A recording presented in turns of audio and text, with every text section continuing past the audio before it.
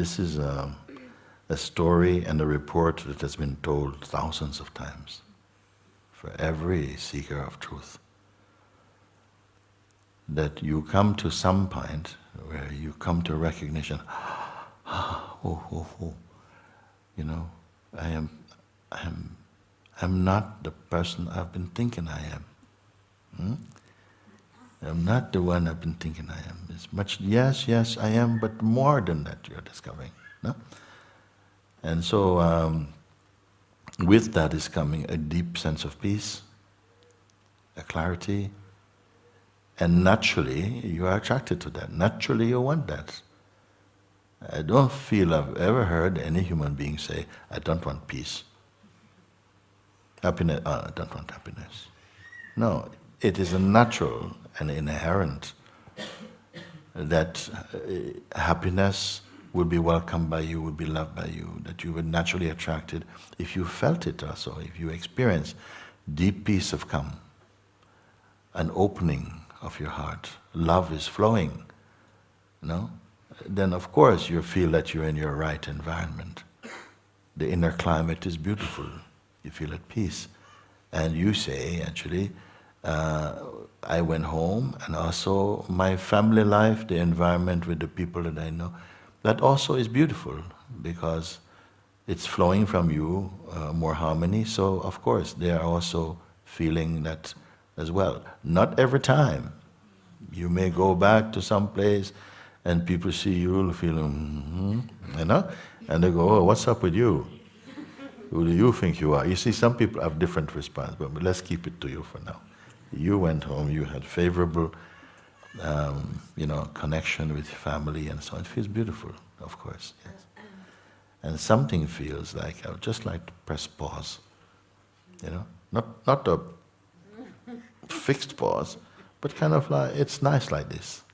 Let life flow within this space. I'm very happy. No.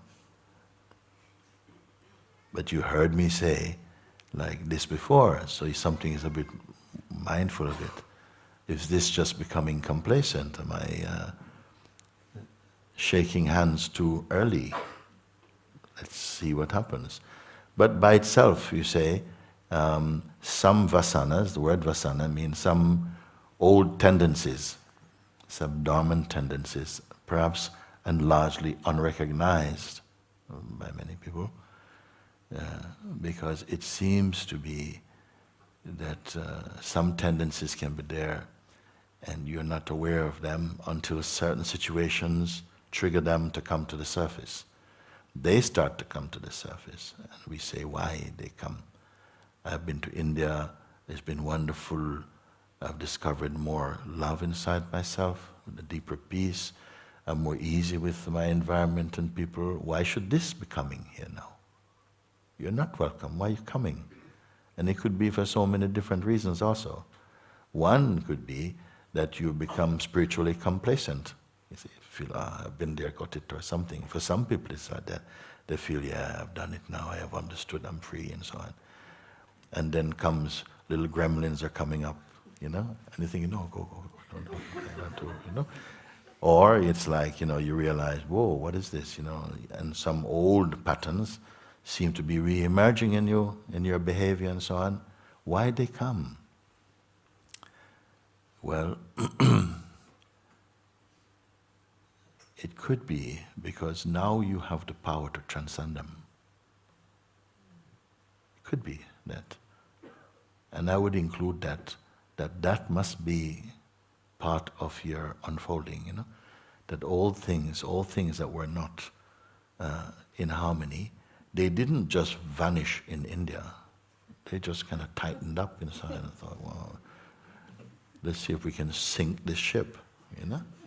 Okay, and so they start to come. But I say that these things, they cannot destabilize you. They cannot intimidate what you truly are. They can only intimidate your personal identity, the idea you have of who you are. We call it your person or ego. We call this thing. And ego also doesn't, maybe got a good kicking in India, got drop kicked by God, you know, but he bounced back, tum, tum, tum, tum, you know. So of course, it's not a bad thing, and I want to tell you that actually we are here to transcend these things also. Because how can you be stably, deeply happy if now and again some of these forces are coming up, you're being pushed back into the red light district of your own mind and ego. So something has to, oh, I don't want this. This urge now, something, a higher power, a higher presence in you, you are recognizing, you think, no, I don't want those old patterns, no, I don't want this. I wish to overcome them. But they had to show up for you to have this conviction in you. I don't want to go in those directions. This is not the truth I've discovered. You know, that was the lie I believed or was trapped into. So of course it's going to come like that. And now you say, I want to be free of all of that. What you are is totally free from all of that. Sometimes it just feels like I need some sort of like divine strength or something, because when these things come up, it's just like automatic, you know, like. So now is my time to ask you, how have you understood my teachings? Get to the quintessence of them. Tell everybody can hear also. What have you learned about times like this? Yes. Take a breath. I have put a sword in your hand, a divine sword in your hand, a great power in you, appointed. So I want you to tell me what it is and how you can use it.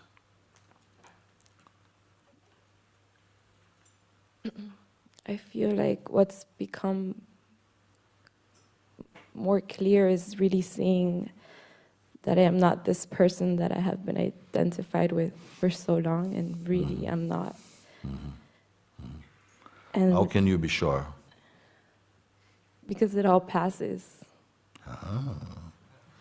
Like the happiness, the anger, the anxiety, I'm still always there watching it, you know? So you see, notice that she's not just saying the struggle, the unhappiness, the strangeness passes. No, the happiness also. The sadness and the joy also of the life, it comes and goes also. Like clouds passing, they all come. But about your person though? She's still there, but This one is not a cloud. Everything else is passing. But the person, this one not passing, why? like she's still there, but there's, again, like more recognition that I'm really not that. Yes. What is that? What does that?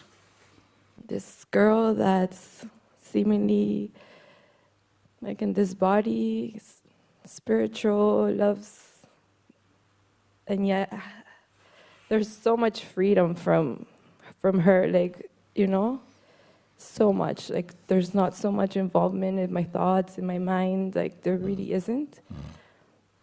But you see, we can talk about the logic of that, you know, I cannot be this, you know, even for someone who is not in spirituality, whatever. They have to also admit, I have had many, many versions of myself. Even my personality keeps changing, updating, upgrading, changing, no? You've tried to be this and you've been like that. One time, you know, we look like this and we say, yeah, that's it, you know, this is who I am. And then after you think, oh, I'm glad you're putting away your old pictures, you know, no, it's not that. So the personality self-portrait is always changing also. But still throughout, you always feel the sense, but I'm here.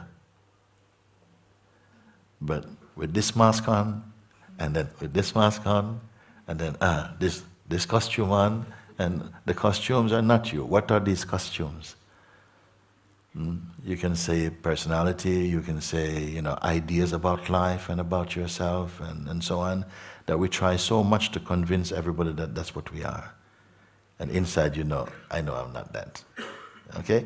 So all this is begin to, you are seeing through them, no? You see that's not it. But something remains persistent, that keeps coming. If you know you're not them, why they keep coming back? Anyway, they keep appearing, okay? And they're appearing in front of who? If they come back to who and to where they come back?